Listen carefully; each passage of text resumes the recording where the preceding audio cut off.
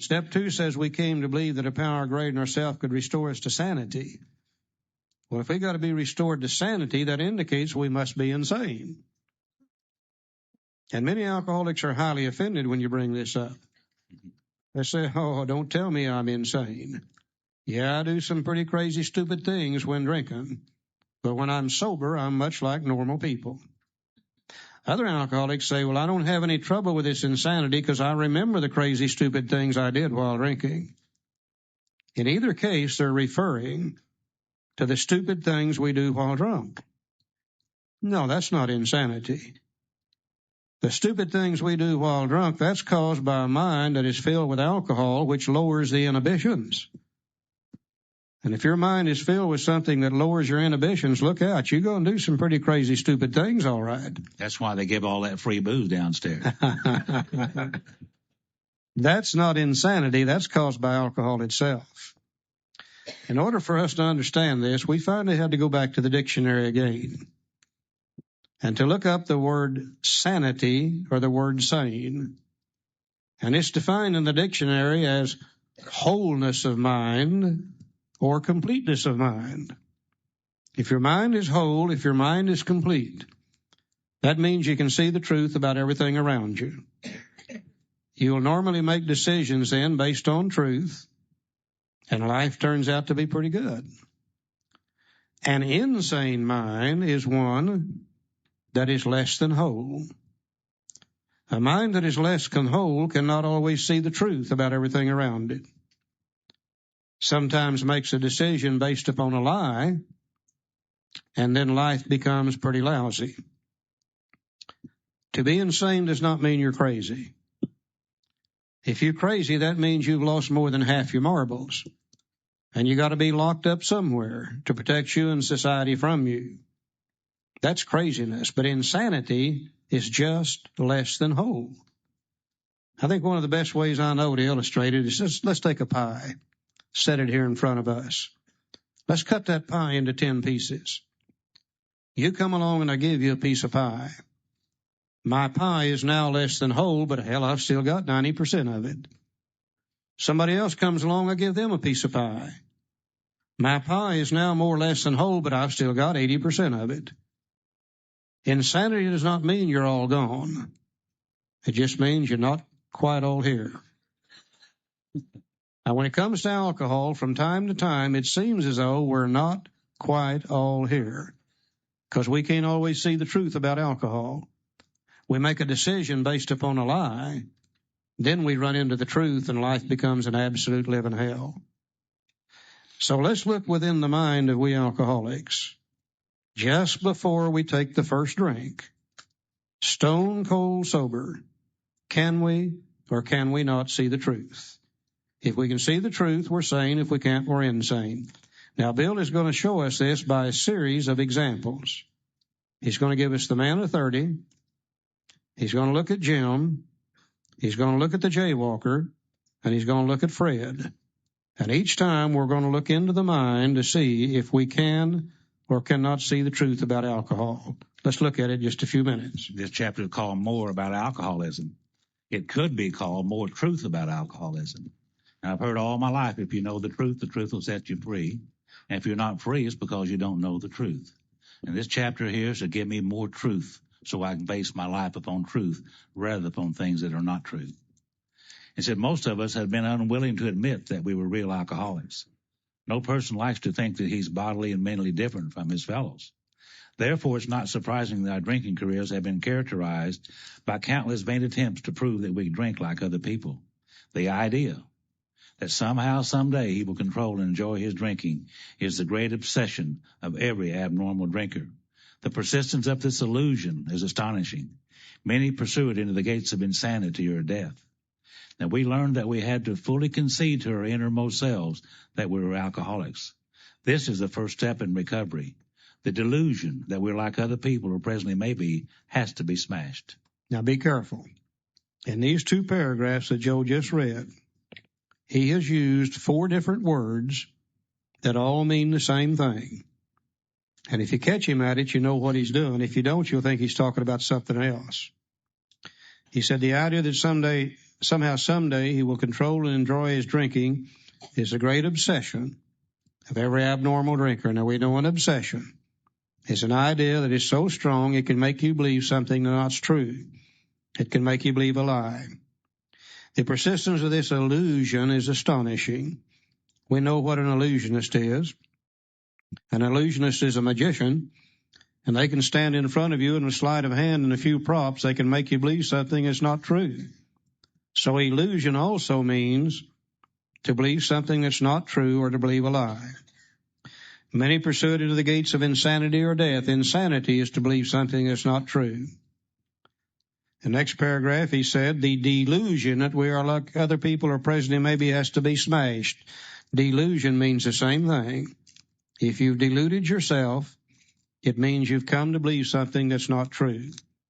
So you may see him using any one of four terms: obsession, illusion, delusion, or insanity. All four mean exactly the same thing: to believe something that is not true or to believe a lie. Let's go over to page 32, second paragraph. Let's look at the lie the man of 30 believed. Said a man of 30 was doing a great deal of spree drinking. He was very nervous in the mornings after these bouts and quiet himself with more liquor. He was ambitious to succeed in business, but saw that he would get nowhere if he drank at all. Once he started, he had no control whatever. He made up his mind that until he'd been successful in business and retired, he would not touch another drop. An exceptional man. He remained bone dry for 25 years and retired at the age of 55 after a successful and happy business career. Then he fell victim to a belief which practically every alcoholic has, that his long period of sobriety and self-discipline had qualified him to drink as other men. Out came his carpet slippers and a bottle. In 2 months, he was in a hospital, puzzled and humiliated. Now, he tried to regulate his drinking for a while, making several trips to the hospital meantime. Then, gathering all his forces, he attempted to stop altogether and found that he could not. Every means of solving his problem which money could buy was at his disposal. Every attempt failed. Though a robust man in retirement, he went to pieces quickly and was dead within 4 years. Now, this case contains a powerful lesson. Most of us have believed that if we remain sober for a long stretch, we could thereafter drink normally. But here is a man who at 55 years found where he was just left off at 30. We have seen the truth demonstrated again and again. Once an alcoholic, always an alcoholic. Commencing to drink after a period of sobriety, we're in a short time as bad as ever. Now, if we're planning to stop drinking, there must be no reservation of any kind, nor any lurking notion that someday we'll be immune to alcohol.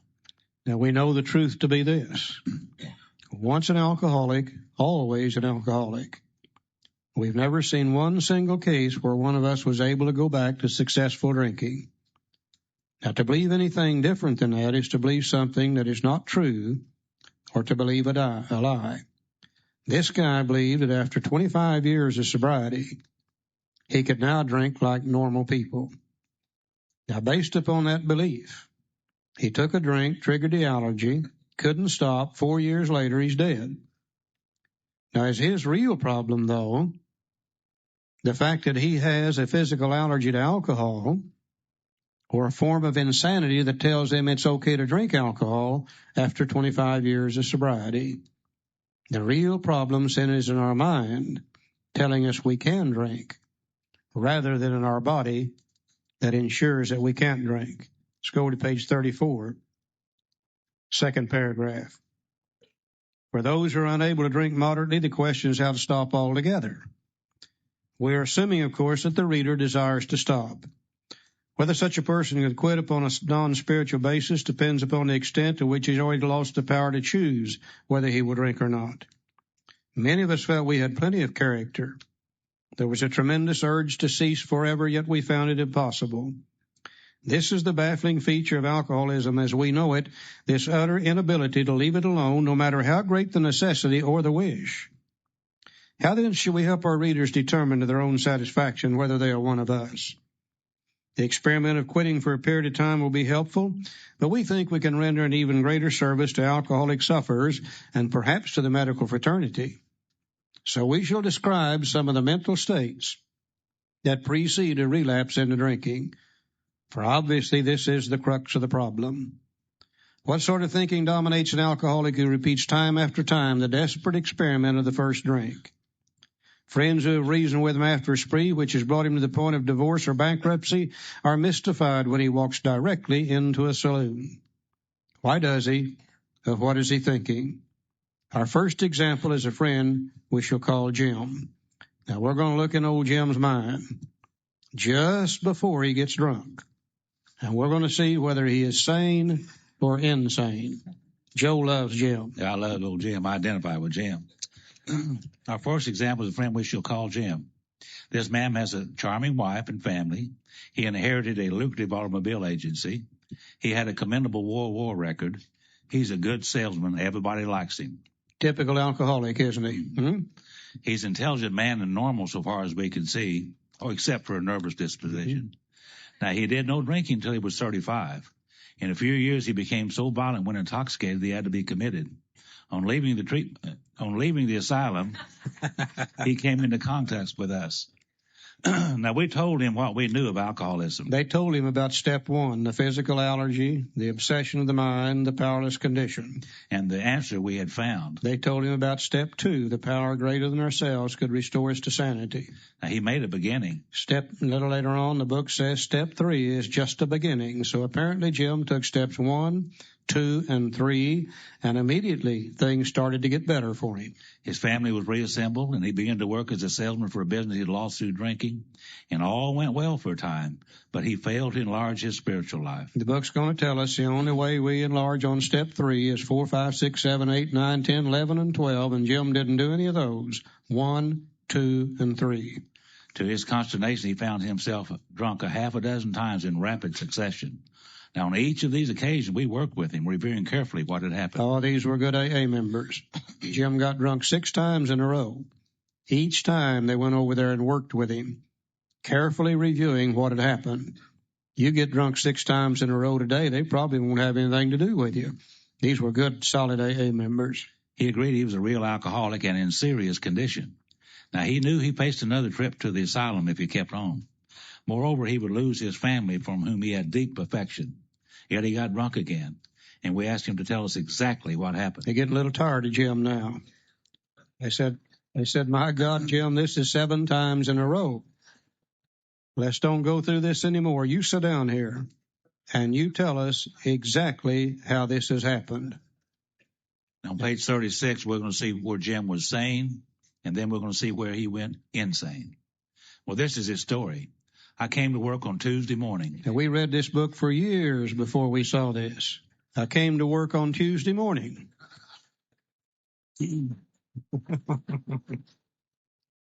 Where was he all day Monday? You know? God, we're bad about Monday. Bad about Mondays. And he said, I remember I felt irritated that I had to be a salesman for a concern I once owned. Now, I don't think that's insanity. That's probably normal thinking. I think any of us that had to be a salesman for a concern we once owned would probably be a little irritated by that fact, too. That's normal, sane thinking. He said, I had a few words with the boss, but nothing serious. The boss probably said, say, Jim, by the way, where were you all day yesterday anyhow? Nothing serious, just enough to irritate him. He's a little restless, a little irritable, and a little discontented. He said, then I decided to drive into the country and see one of my prospects for a car. What's more normal than if you're a car salesman, you want to get away from the shop for a while, drive out in the country, see somebody we already know that we're trying to sell a car to. That would be normal, sane thinking for an alcoholic car salesman. So on the way, I felt hungry, so I stopped at a roadside place where they have a bar. I had no intention of drinking. I just thought I'd get a sandwich. What's more normal than if you're hungry to stop in a roadside place to get a sandwich? The fact that they got a bar there is beside the point. We have no intention of drinking. We're hungry. We're going to get a sandwich. Normal, sane thinking for an alcoholic car salesman. I also had the notion I might find a customer for a bar at this place, which was familiar, but I've been going to it for years. I'd eaten there many times during the months I was sober. We're not going in there to drink. We've eaten there many times during the months we're sober. We're going to go in there and get a sandwich and maybe sell a car while we're in there. Yeah. Normal, sane thinking for an alcoholic car salesman. He said, I sat down at a table and ordered a sandwich and a glass of milk. Still no thought of drinking. Yeah. What's more normal than to sit down at a table, order a sandwich and a glass of milk?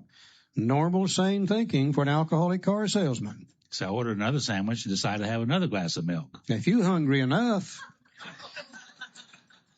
there's nothing wrong with 2 sandwiches and 2 glasses of milk.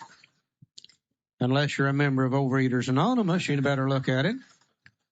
But that would be normal, sane thinking for an alcoholic car salesman. 2 sandwiches, 2 glasses of milk.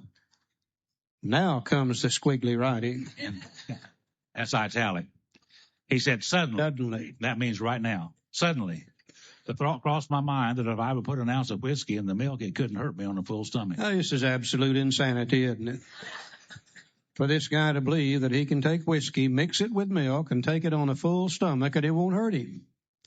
Now, based on the insane idea, he makes a decision and takes some action. He said, I ordered whiskey and poured it into the milk. And I vaguely sensed I was not being any too smart. But felt reassured as I was taking the whiskey on a full stomach. Now we've got it inside of ourselves. The physical allergy takes over. Now then, we can't stop. The experiment went so well that I ordered another whiskey and poured it into the milk. That didn't seem to bother me, so I tried another. Can you imagine how he's going to feel with whiskey and the milk back and forth? What a hangover he's going to have. Thus started one more journey to the asylum for Jim. Here was a threat of commitment, the loss of family and possessions, to say nothing of that intense mental and physical suffering which drinking always caused him.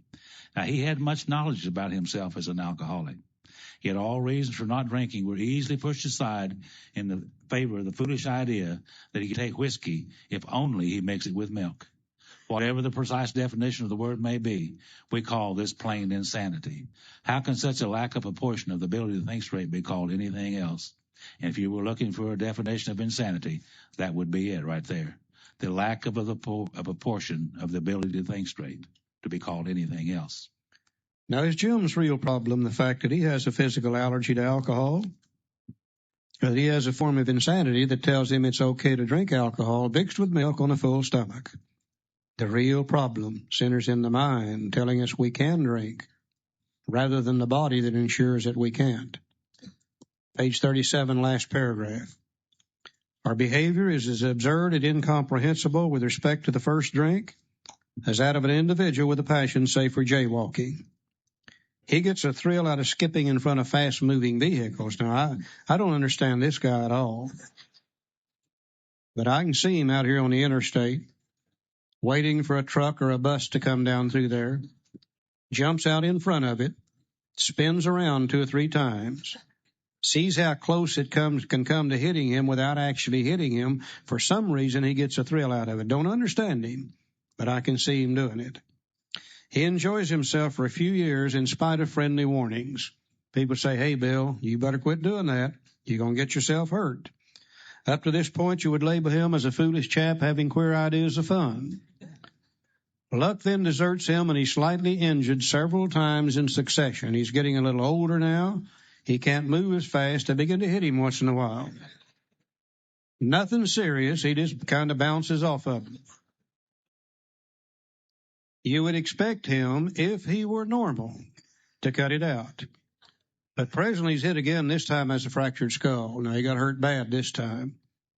Within a week after leaving the hospital, a fast-moving trolley car breaks his arm. He gets hurt bad again. Now, he sings their national anthem. He tells you he's decided to stop jaywalking for good. He said, man, I'll never do that again as long as I live. But in a few weeks, he breaks both legs. On through the years, this conduct continues, accompanied by his continual promises to be careful or to keep off the streets altogether. Finally, he can no longer work. He's just so beat up now he can't hold a job. His wife gets a divorce. She started supporting him and the kids and the hospital bills, and he's held up to ridicule. He tries every known means to get the jaywalking idea out of his head, not his body, his head. He shuts himself up in a treatment center, hoping to mend his ways. But today he comes out, he races in front of a fire engine, which breaks his back. Such a man would be crazy, wouldn't he? Now, you may think our illustration is too ridiculous, but is it? We who have been through the ringer have to admit, if we substituted alcoholism for jaywalking, the illustration would fit us exactly. However intelligent we may have been in other respects, where alcohol has been involved, we've been strangely insane. Strong language, but isn't it true? Oh, I think that's so appropriate today. You know, once again, because of education, many people are getting to us before they have to lose everything. Occasionally, you see somebody come in here that's still married. Once in a while, they come in and they've got a job. Believe it or not, I saw one come in about a month ago, and he still had an automobile. And we start talking to those people about insanity. They say, man, don't tell me I'm crazy. I haven't lost anything. I've got my job. I've got my blah, blah. No, we're not talking about that at all. We're talking about one thing and one thing only. Can we or can we not see the truth about alcohol? If we can, we're sane. If we can't, we're insane. Now, the low-bottom drunk like Jim, probably easier for him to see his insanity because he lost everything that he had, period. A high-bottom drunk who hasn't lost a lot of stuff, sometimes it's a little more difficult for them to see it. But I'll tell you, whether you're low-bottom or high-bottom, if you get drunk, you're going to get drunk the same way, believing something that is not true. Let's go to page, whatever the next one is, 39. 39. My old page is tore up. I can't read it anymore. And we're going to look at a guy named Fred. Now, Fred is the opposite of Jim. Fred is high bottom. Fred never lost anything. Jim didn't feel too good the day he got drunk. Fred is on top of the world the day he gets drunk. Yet he got drunk the same way. He believed a lie. Let's look at Fred's lie. Page 39 said, Fred is a partner in a well-known accounting firm. His income is good. He has a fine home. He is happily married and father of promising children of college age. Now, he has so attractive a personality that he makes friends with everyone. If ever there was a successful businessman, it's Fred. Now, to all appearance, he is a stable, well-balanced individual, yet he's alcoholic. Now, we first saw Fred about a year ago in a hospital where he'd gone to recover from a bad case of the jitters. It was his first experience of this kind, and he was much ashamed of it. Far from admitting he was an alcoholic, he told himself he came to the hospital to rest his nerves. We see lots of nerve resters in AA today, just like old Fred is.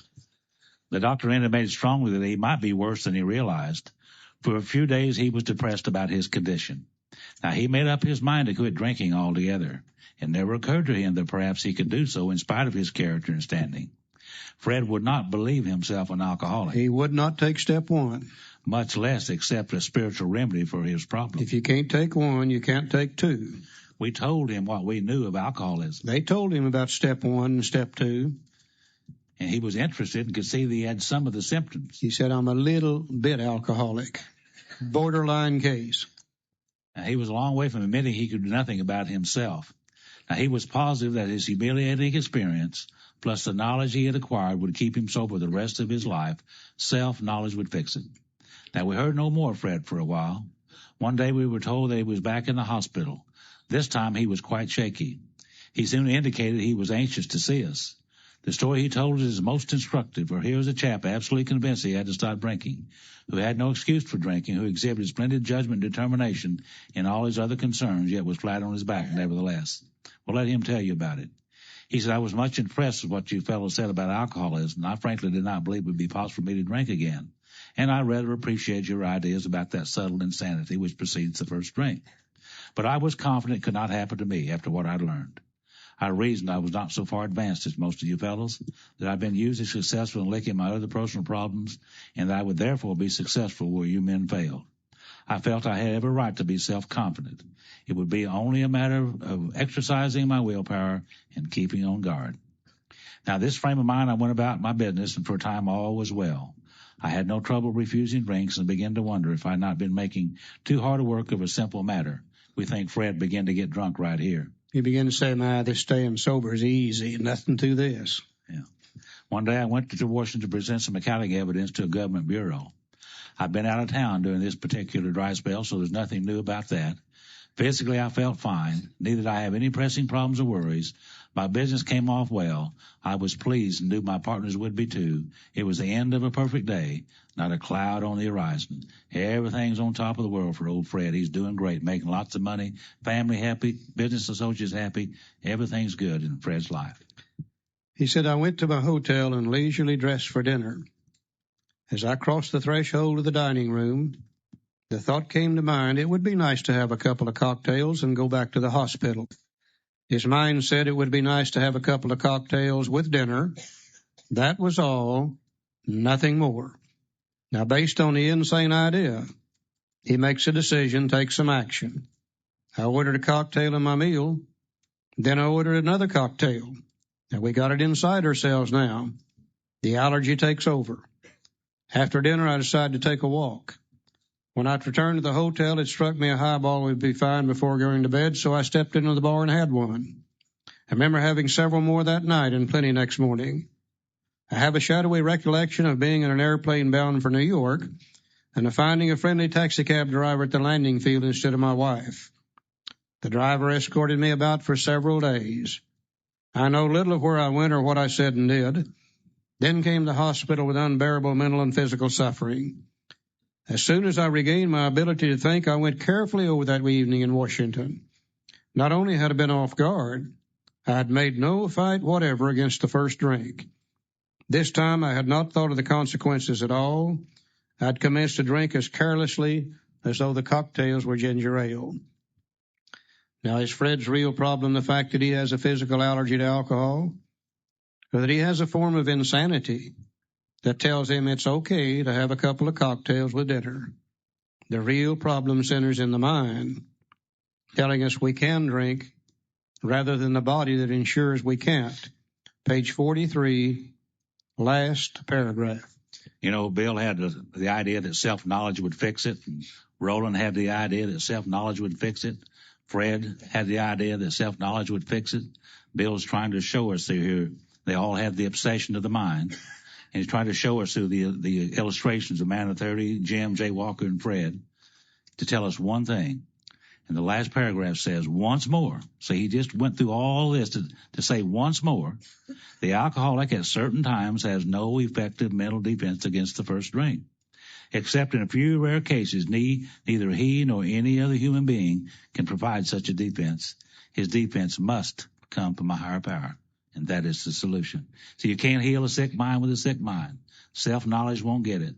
The more we try to think our way out of it, the deeper into it we get. We must come from a higher power. Our defense must come from a higher power.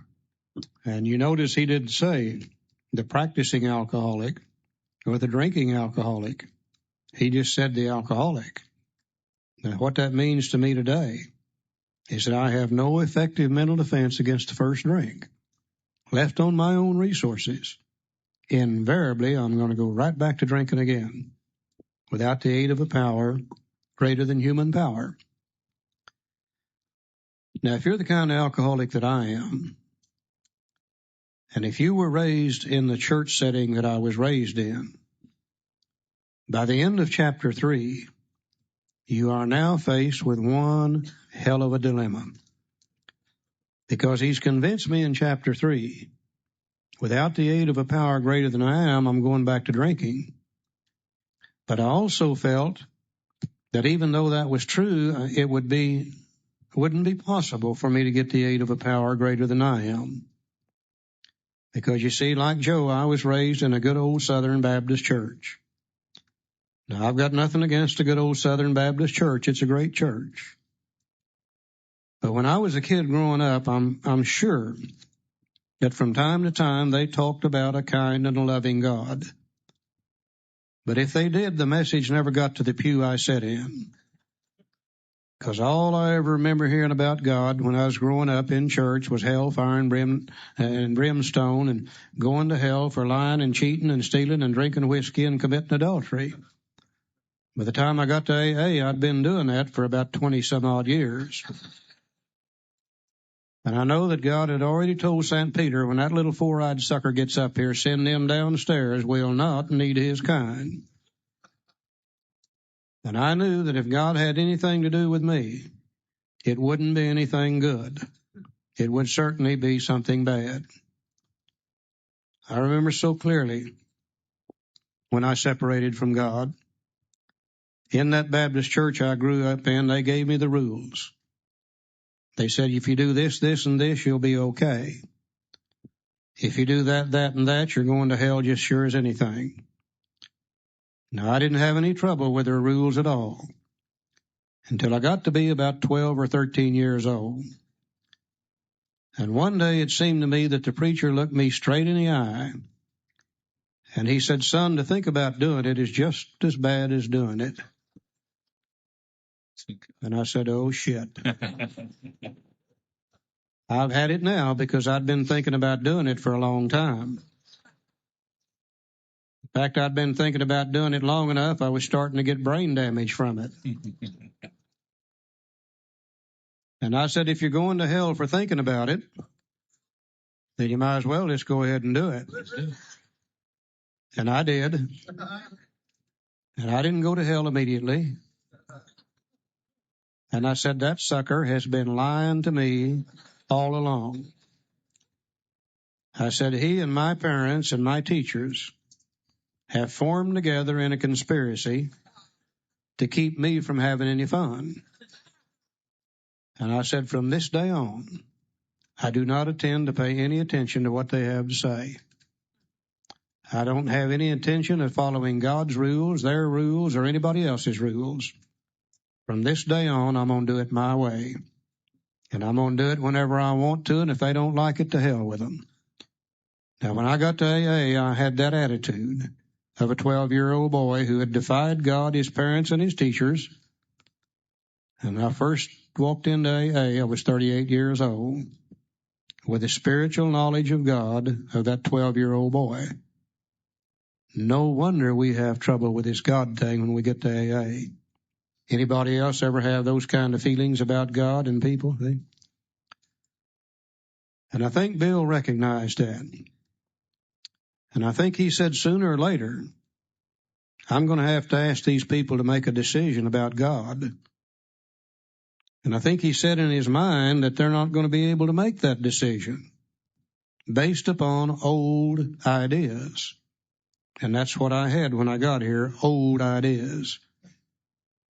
And I think he said, I believe I need to give them some new information about God, where they might be able to discard some old ideas, pick up some new ideas, and then they'll be able to make a decision about this God thing.